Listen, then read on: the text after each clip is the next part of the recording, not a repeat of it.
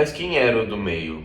Uma mulher do lado de fora da estação segredou, mas não tão baixo que o do meio era noivo de Angelina Devaneio da Cruz. O menino não se conteve. Arremessou longe o pedaço de pau com que se flagelava Judas, correndo em direção aos maquinistas e puxando o fio Jasmim pelo braço, aflito perguntou: "Você vai se casar?"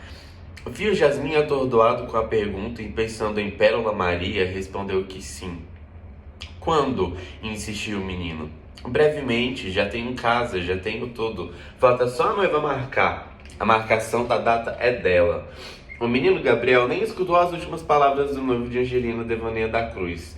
Em poucos instantes, enquanto os três cavalheiros se encaminhavam para uma das poucas pensões locais, todos os almaflorenses ouviram dizer que o tão esperado havia chegado. Gabriel havia anunciado a boa nova. Logo depois, Fio Jasmim, entre o susto e a gozação, ria de se dobrar, quando os dois maquinistas mais velhos lhe contaram o porquê da pergunta do menino. "E agora, o que fazer?" perguntavam os três engasgados pelo riso, quando um deles recomendou que Fio Jasmim deveria manter a história. Jasmim se assustou. Mas como manter a história e se casar? Ele já estava de casamento marcado com outra, e mesmo se não estivesse, ele nem conhecia a tal moça. Mais risos então. Onde estava a esperteza dele? Nada de se casar, pois essa burrice ele ia fazer com a tal de Pérola Maria. Com essa moça, se é que essa moça era moça, conjecturou um deles. A daqui de Alma de Flores é só entrar no jogo, na fantasia dela, pois ficariam somente uns 4 ou 5 dias na cidade, e para a felicidade dele, aquela cidade não era um roteiro constante na escala de trabalho. Quem viajava para aquela região era outra equipe de maquinistas. Se voltassem ali, seria somente uns 8 ou 9 meses depois. Então ele já estaria casado com a joia dele. Explicaria tudo para de cá.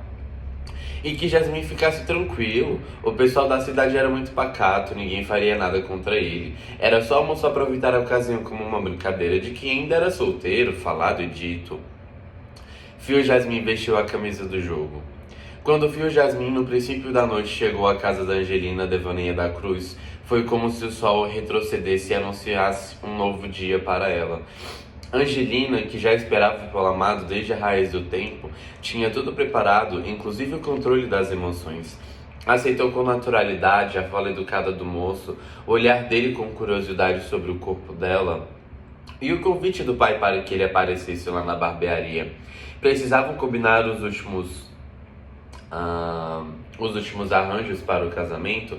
Nesse ponto da conversa, o pai da Angelina, procurando o olhar de Fio Jasmim, pediu a confirmação do moço, indagando se ele tinha vindo mesmo para o casamento.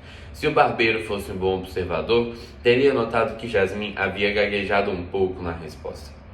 A assinatura dos papéis ficaria para a próxima visita. Devaneia nada notou, e também não se incomodou com o fato de que as assinaturas ficariam para depois. O mais importante era que o noivo, o homem amado, havia chegado e nunca mais ela seria sozinha.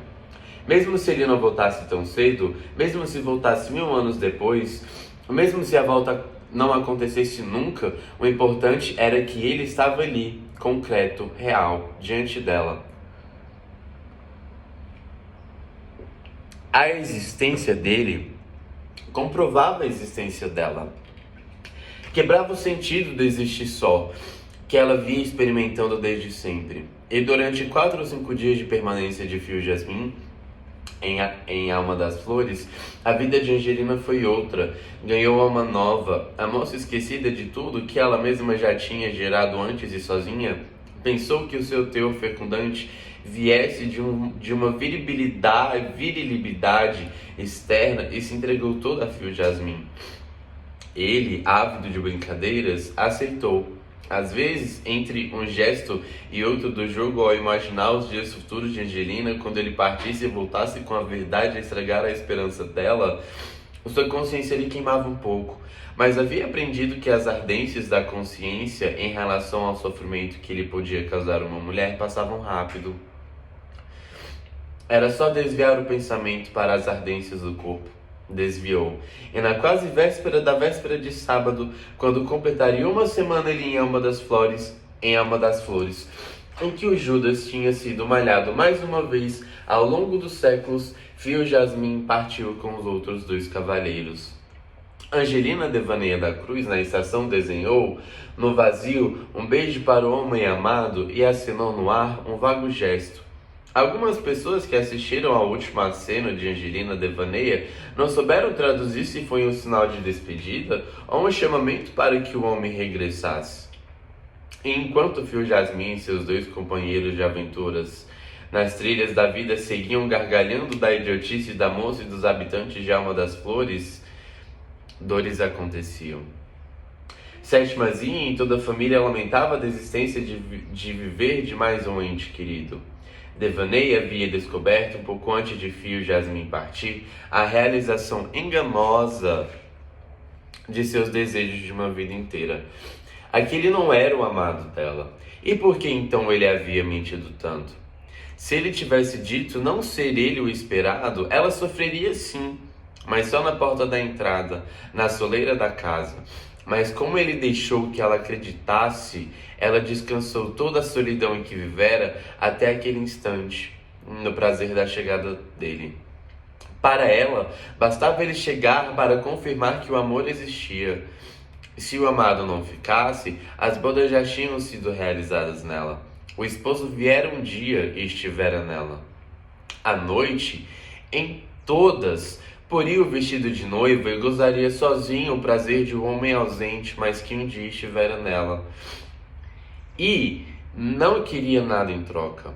Viveria sozinha, alentada pela certeza de que o homem amado existia. E agora o que fazer da vida se à sua espera a vida havia sido compurcada pela dúvida? Ela não tinha certeza de mais nada, mas também não tinha dúvida de que sua vida tinha chegado ao fim. E já um pouco tarde da noite, quando Sétimazinha voltava em grupo de uma festa da igreja ao passar perto de uma ribanceira, ouviu gemidos que pareciam ser lamentos de mulher conhecida. Apurou os ouvidos e reconheceu o choro da mãe.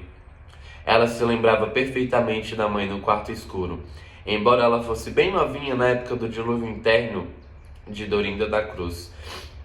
Sétimazinha reteve a imagem de uma mulher em lágrimas, soluçando, reclamando da claridade que fazia com que sua cabeça, seus olhos e sua vida se estourassem com tanta luz.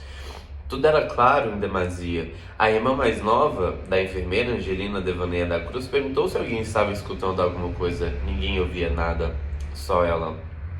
Apertando os passos, chegou em casa procurando por Angelina.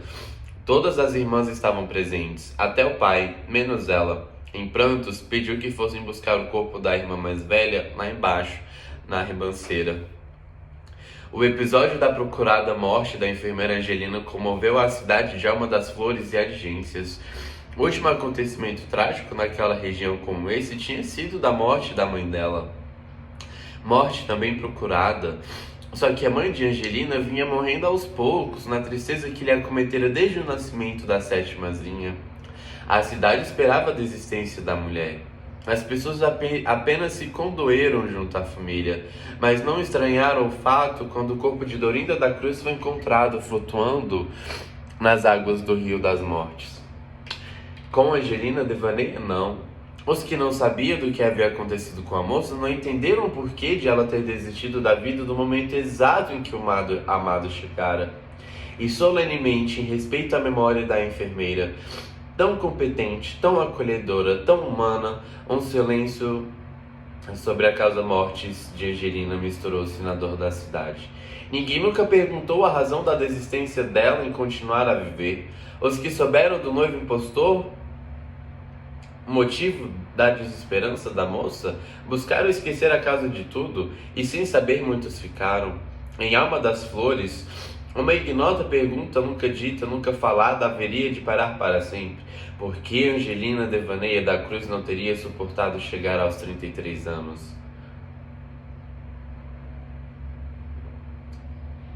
Fio Jasmin e os outros dois maquinistas tiveram notícias da trágica morte da moça. Por um minuto, não mais se penalizaram com o destino dela, para depois comentarem que ela parecia mesmo aluada. E não se sabe como Pérola Maria, uma semana antes do casamento, soube o que uma mulher perdidamente apaixonada por Fio Jasmin havia se matado por ele. Seus pais tiveram informações mais completas, porém todas confusas. Relatos que mais pareciam ficcionais andavam de boca em boca. Um mito de ficção e verdade. Qual dose seria a maior? Difícil afirmar, portanto.